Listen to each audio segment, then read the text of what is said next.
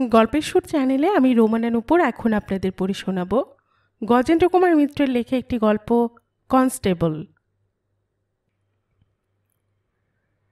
গঙ্গারামের সর্বাপেক্ষা বড় গর্ব ছিল এই যে তার মতো হুঁশিয়ার কনস্টেবল সারা শহরে একজনও নেই। সাব ইন্সপেক্টর জিতেনবাবু প্রায়ই বলিতেন, এতদিন চাকরি করছি, গঙ্গারামের মতো হুঁশিয়ার জমাদার আর একজনও দেখলুম না। চাকুরিও জিতেনবাবু বড় কম দিন করিতেছেন না। আগামী অগ্রহায়ণে 2 বছর পূর্ণ হইবে। গঙ্গারাম কিন্তু বহুদিন কাজ করিতেছে, প্রায় 7 বছর হইবে। ইহারই মধ্যে হুঁশিয়ারি ও কর্মকুশলতার পুরস্কার স্বরূপ তাহার পদ বৃদ্ধিও হইয়াছে। গঙ্গারাম এই দীর্ঘ 7 বছর সময়ের মধ্যে একবার মাত্র ঘরে গিয়াছিল, কারণ সংসার বড়, জমি জমা তাহার পিতার দোষে প্রায় সবই গিয়াছিল। পিতা নিজেও গিয়াছেন, কাজে সংসারের সব দায়িত্ব এখন তাহার উপর। খরচেও কুলায় না, টাকা সে যত উপার্জন করে সবই দেশে পাঠাইতে হয়। সুদূর গোরখপুর জেলার কুশল ভাগবত গ্রাম যাওয়া আসায় অন্তত 18টি টাকা খরচ। সুতরাং একবারের বেশি আর যাওয়া হয় নাই। গঙ্গারাম 18 বছর বয়সে পঞ্চমী রামপিয়ারীকে বিবাহ করিয়াছিল। বিবাহের 4 বছর পরেই চাকুরি করিতে কলিকাতায় চলিয়া আসে। 3 বছর চাকুরি করিবার পর পত্নীর দিরাগমন উৎসব উপলক্ষে 15 টাকা ধার করিয়া গঙ্গারাম দেশে গিয়াছিল। সেই ধার শোধ করিতেই তাহাকে যথেষ্ট বেগ পাইতে হয়, সেই জন্য আর যাওয়ার কথা মুখে আনিতে পারে নাই। কিন্তু রামপিয়ারীর এখন 16 বছর বয়স। কথাটা মনে করিতেও গঙ্গারামের বুকের ভিতরটা হু হু করিয়া ওঠে। রামপিয়ারী সুন্দরী ইহা সে দিরাগমনের সময়ে লক্ষ্য করিয়াছিল। সুন্দরী ষোড়শী বধূর বিরহকাতর মুখ কল্পনা করিতেই নিজের অজ্ঞাতসারে দীর্ঘ নিঃশ্বাস একটা বাহির হইয়া আসে। সম্প্রতি গঙ্গারামের মনে সুখ নাই। যে হুঁশিয়ারির জন্য সে বিখ্যাত, সেই হুঁশিয়ারিও যেন তাহার ক্রমে ক্রমে নষ্ট হইয়া যাইতে বসিয়াছে। বিটে পাহারা দিতে দিতে মন তাহার কলিকাতা শহর ফেলিয়া চলিয়া যায় গোরখপুর জেলায়। স্ত্রীর মুখ সে কল্পনা করিতে চেষ্টা করে। যত রকমের অপরূপ মুখ সে কল্পনায় আনিতে পারে, আর বিটে পাহারা দিতে দিতে যত রকমের সুন্দর চেহারা চোখে পড়ে, কোনোটাই যেন রামপিয়ারের সহিত মেলে না। ঠিক অত সুন্দর হয়তো নয়, কিন্তু খুবই সুন্দর। 16 বছরে মেয়েদের চেহারা যতটা পুষ্ট হয়, রামপিয়ারি বোধ হয় তাহার অপেক্ষা কিছু কৃশ। কারণ বিরহ। রামপিয়ারি স্বামী ঘরে নাই, মনেও সুখ নাই নিশ্চয়ই, ভালো করে খায়ও না হয়তো। গঙ্গারামের বুক চিরিয়া দীর্ঘ নিঃশ্বাস ওঠে। সম্প্রতি পাড়ার দীনশরণ মিশিরকে দিয়া মা চিঠি লিখে আছেন। কিছুদিন যাবৎ নাকি রামপিয়ারির শরীর মোটেই ভালো যাইতেছে না। গঙ্গারামের একবার আসা দরকার, মধ্যে মধ্যে উহার জ্বরও হইতেছে, ইত্যাদি। রামপিয়ারের স্বামীকে কতটা ভালোবাসে কে জানে। গঙ্গারামের শরীর মোটে ভালো যাইতেছে না। প্রত্যহ সে 50টি ডন দিয়া আতসের ছোলা খায়, তথাপি চেহারার তাদৃশ্য উন্নতি নাই। অবশ্য জ্বর হয় নাই বটে, কিন্তু তাহা হইলে চাকুরি থাকিবে না। তবু মনে হয় যেন সে রামপিয়ারিকে যতটা ভালোবাসে তাহার অপেক্ষা রামপিয়ারি বেশি। মায়ের যেমন কাণ্ড, ডাক্তারও হয়তো একবার দেখানো হয় নাই। শরীর গরম হলে জ্বর হওয়া বিচিত্র নয়। একটু ঘোল কিংবা কাঁচা দুধের শরবত খাওয়াইলে অনেক সময় ফল পাওয়া যায়। গঙ্গারামের হুট করিয়া দেশে তো গেলেই চলে না, অন্তত 20টি টাকা দরকার। জমাদার লুঠন তেওয়ারি 20 টাকা হয়তো ধার দিতে পারে, কিন্তু টাকা পিছু 4 পয়সা করিয়া সুদ চাহিবে। মাসে 5 শিকা করিয়া সুদ ভাবিলেও গা শিহরিয়া ওঠে।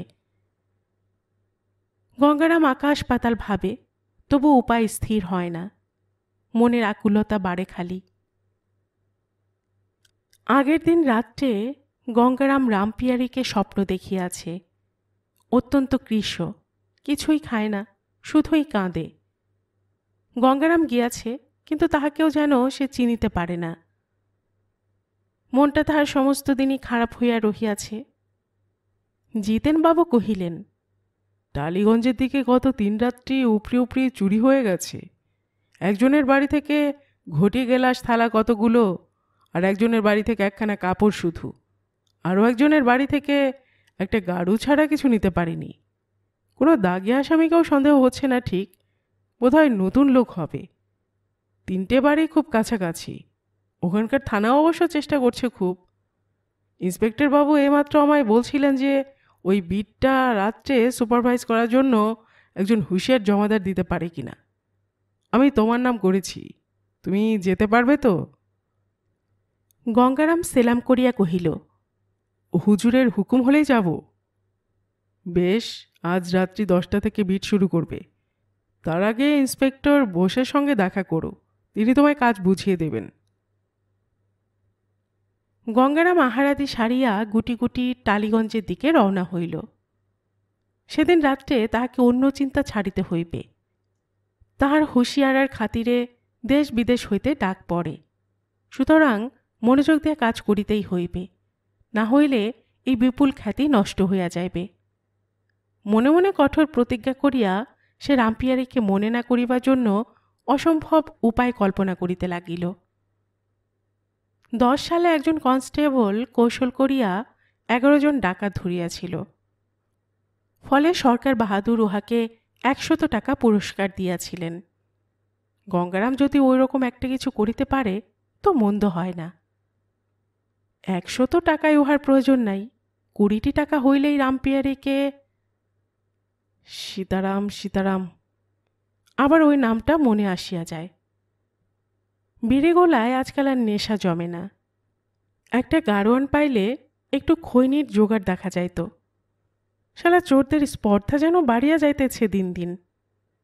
আচ্ছা, উহারে কি অস্ত্র লইয়া বাহির হয়? মনে যেন একটু ভয়ের মতো দেখা দিল। মনে পড়িল রামপিয়ারির প্রথম যৌবন। আবার ওই নাম মনে আসে। না, শালারা বিড়িতে ধুলো না কি পড়িয়াছে, নেশা মোটেই জমে না। গঙ্গারাম জোরে জোরে পায়চারি শুরু করিল। সহসা একসময় মোড় ঘুরিতেই গঙ্গারামের চোখে পড়িল শ্বেত বস্ত্রাবৃত কে একজন একটা বাড়ির পেছনের দ্বার দিয়া বাহির হইয়া আসিতেছে।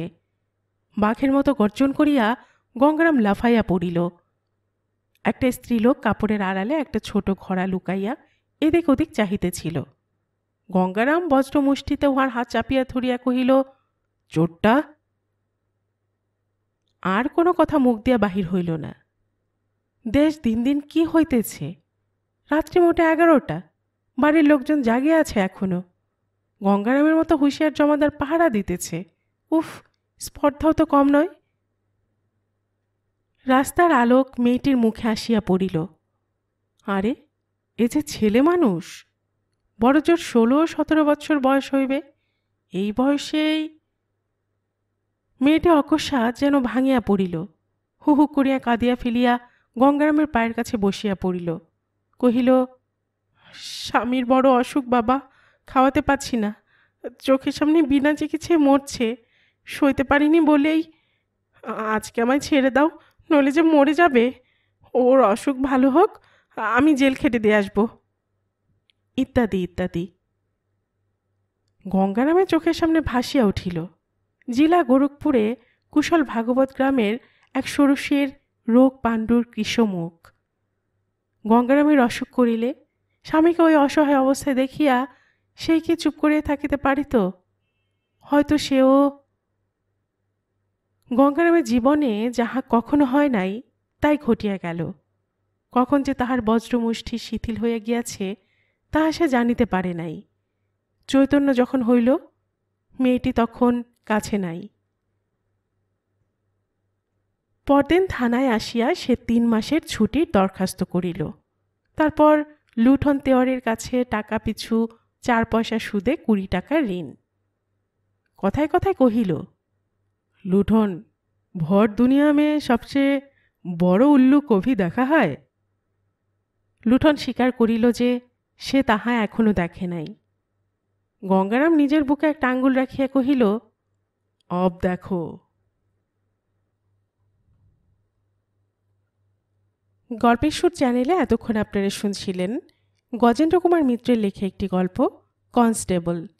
আর এতক্ষণ গল্প পাঠে আমি আপনাদের সাথে ছিলাম রোমানা নূপুর। আপনারা যারা গল্পের সুর চ্যানেলের গল্প নতুন শুনছেন, আপনাদের সুবিধার্থে একটি বিনীত অনুরোধ, যদি আপনারা আরও এমন গল্প শুনতে চান তবে নিচে সাবস্ক্রাইব বাটনে একটি টিক করে রাখুন ও একটি লাইক করে রাখুন। এতে এই চ্যানেলের ভিডিওগুলি খুঁজে পেতে আপনাদের সুবিধা হবে।